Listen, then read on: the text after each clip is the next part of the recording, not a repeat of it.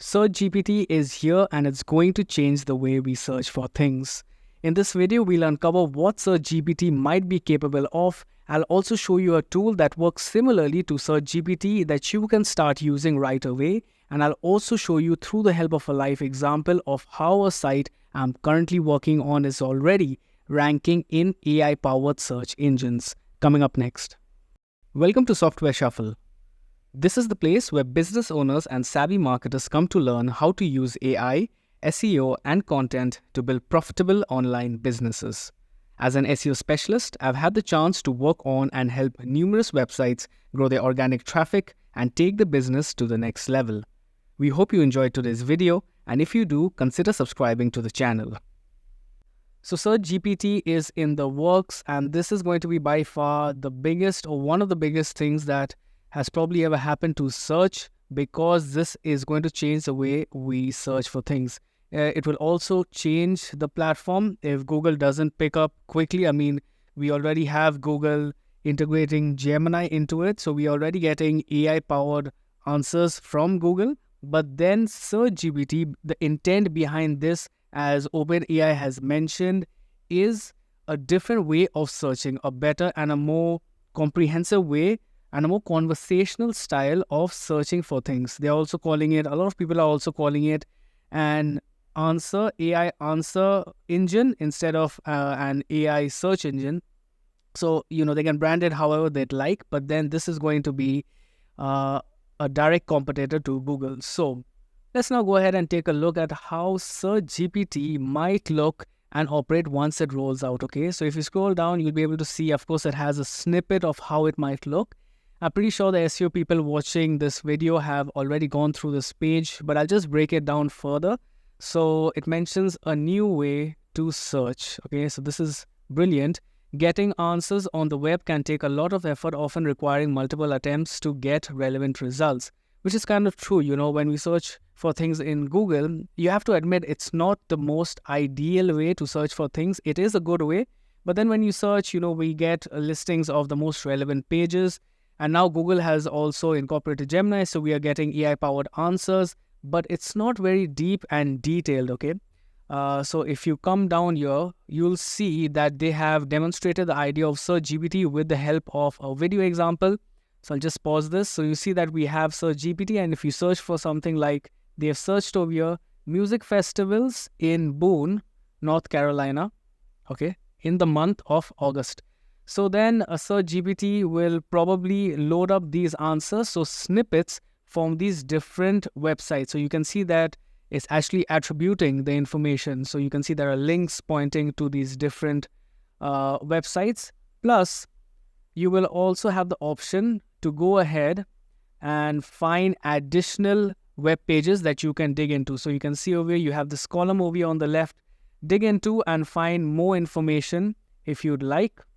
Scroll down, and this is where I think SearchGPT is going to win the game, because you can actually go ahead and ask it additional information and it will understand the context of your question. So it asked, is the Jones house one family friendly? Okay, and you can see that it gives an answer. So yes, the summer concerts at Jones house in Boone, North Carolina are family friendly. And then it goes on to explain providing some more information. So this is what was lacking in Google. I'm sure after SearchGPT rolls out, they'll probably be, filling up these gaps and making their search even more competent.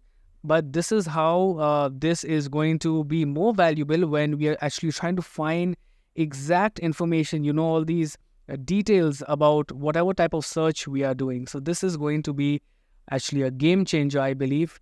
If you scroll down, you'll be able to see it says SearchGPT will quickly and directly respond to your questions with up-to-date information from the web while giving you clear links to relevant sources. So this is precisely what we've seen in this previous example, right?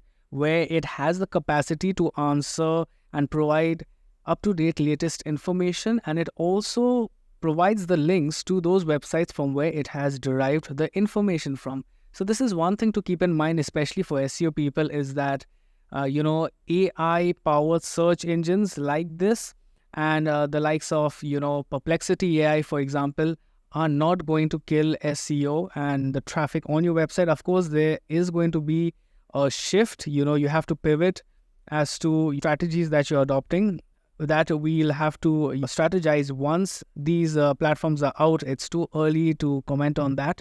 But then I'll show you with the help of an example actually how one of my clients' website is already showing up in a tool similar to SearchGPT. Okay, it's already showing up. It's already providing the link to the website. So I'll show you that in just a bit. But if we come down here, there's some additional information here. So again, there's another example of, this is of tomatoes. So best tomatoes to grow in any particular region, it'll show you. And plus, you can also go ahead and ask it, which one should I grow now? So, based on the timing and the month that you ask this question in, the AI is going to compile a more comprehensive and relevant answer to your query. So very, very cool and very, very interesting. So it provides us some more information on the website. I'll leave a link to this so you can go and check it out for the ones who haven't already. Now let's go ahead and take a look at that tool that I was talking about that is very similar to SearchGPT, and how you can get started using it and get a taste of how SearchGPT will probably operate. Let's go. So this is Perplexity AI, and there has been speculation that SearchGPT is going to be kind of similar to this, because the way these tools work are similar, as in you need to add in your query and then the AI will provide you with a comprehensive answer along with the links to the sources. And then you can also go ahead and ask it further questions, and then it'll understand your context and then provide you more information on that same query. So I'll show you examples of this and how also, it's ranking sites. So it's not exactly rankings, but then it's citing those sites. So let's, take a look at a live example. So you have few options over here. We can click into this. But before that, there's also additional options. So you can actually attach files over here, so PDFs, and you can also select your focus. So you can use it, as a math AI assistant. You can use it to search for video, social, academics. You can also use it to create content. So that's cool.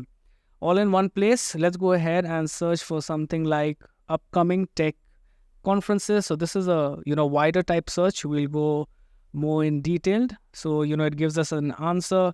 Here are some notable upcoming tech conferences in 2024. It mentions the month and the conference. Let's go ahead and actually provide it. Okay, so it also gives us, these additional related search queries. So we can go ahead and dig deeper into this. But I want to find the conferences in a certain location. So we added conferences in London for this example, and we'll see if it can provide us additional information on this. So it's generated the answer, and you can see that it mentions here are some notable tech conferences happening in London in 2024. So it lists the conferences. So, for example, this one, it mentions the dates, so September 26th and 27th, location London, United Kingdom, and the focus for this particular type of conference. So very, very cool. It gives us exact information, which was actually lacking before. It also gives us the links, and we also have a map over here, which is actually very cool. So this was another question that a lot of people had, what are these search engines going to do as far as, maps is concerned, because we have Google Maps, but then it looks like they are developing their own maps, or at least partnering with other companies to come up with these types of solutions. Okay, so that is cool. We can also click on this to get some images for the queries. We can also ask it to generate a few videos, things of this nature. So you see how this works. It actually provides very comprehensive information that you can actually use to plan out your events, plan out whatever type of task you want to do. So now I'll show you with the help of an example how one of the sites that I'm working on is actually showing up within this tool, within the citation section of this tool. Okay, so for example, I've added this keyword, which is wood-fired pizza oven, which is a very broad keyword. I haven't added any other modifiers, so no location or nothing of that nature. And you can see that we have an answer. So it compiles an answer like it does. By the way, it also provides, additional information over here. Okay. and we have our sources over here. But then if I go ahead, and I've already done this, so I went ahead and I've typed in, so buy in New York. So I want it to provide me with information about pizza ovens and where I can buy them in New York City. So it understands the query. I don't have to go too much in detail. All I had to do was mention buy in New York. And you can see that this is the website that I'm working on, the client website, El Fernino. The ones who watch my videos, you must have seen an example of El Fernino in one of my previous videos, but then it is showing up in the sources, okay? And even if I come down here, it has El Fernino as the first option. Plus there is a link over here as well, okay? If I just click on this, show you, it actually loads up the El Fernino website. So this is very cool. And this actually brings back hope and reconfirms that AI search engines are not going to kill SEO. Okay, if you know what you're doing, if your website is already ranking on Google, there is going to be a high chance for you to show up in the sources section within these AI powered search engines. And lastly, to provide you with more comprehensive information, and especially for my SEO people, to help you understand how this is different from Google, I have this set of quick differences laid out here. So we have Google and Perplexity. You can also replace this for the soon to come Search GPT. And then we have these different parameters. So search results, interaction, information gathering. So as far as search results are concerned, we all know Google provides us with a list of relevant web pages, but these AI search engines are going to provide us with answer summaries with source links that we can already see within Perplexity. Interaction, so traditional search engine interface as far as Google and Bing is concerned, but then with the AI search engines are more conversational, allows for follow-up questions and prompts for more information or sources. So like we saw with the help of that example, it's more conversational. We can go ahead and ask it for more information, and it will understand the question and the context of the question and then provide us further information. Information gathering requires navigation through multiple web pages in Google. In AI search engines, provides us with a consolidated summary, allowing for potentially quicker understanding of the topic, okay? So this is actually an issue with traditional search engines like Google, where if we don't get, our answer, we have to move from page to page, publisher to publisher to find our answers. But then with Perplexity, because it's using AI, it gives us a more comprehensive and consolidated summary, and then we can dig in deeper, either with the help of AI or go directly to the sources. Now, coming to the most important question, the SEO impact, okay? What is going to be the impact on SEO, on our traffic, on our conversions by the introduction of tools and platforms like Perplexity and the soon-to-come SearchGPT? So surprisingly, these tools could drive traffic to your website, supplementing your existing Google traffic. Because you need to keep in mind that Google is not going to go anywhere, okay? It might lose some market share because of SearchGPT, OpenAI, Perplexity, all these tools, platforms, but it's not really going to go anywhere because they have a very big ecosystem. Pretty much everything we do is with the help of Google, that might be docs, sheets, maps. So they might lose some market share, but Google is going to be here for a long, long time.